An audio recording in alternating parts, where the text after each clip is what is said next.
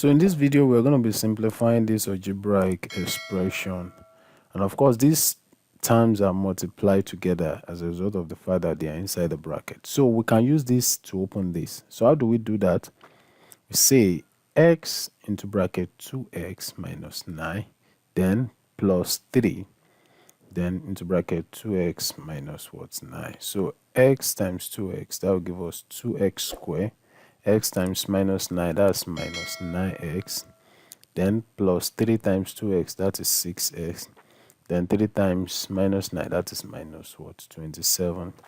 So we can write 2x squared minus 9x plus 6x, that will give us minus 3x minus 27. So this is the simplified form. I want to believe this video has helped you. Please don't forget to subscribe, like, and share this video. Thank you for watching. See you in the next video. Bye bye.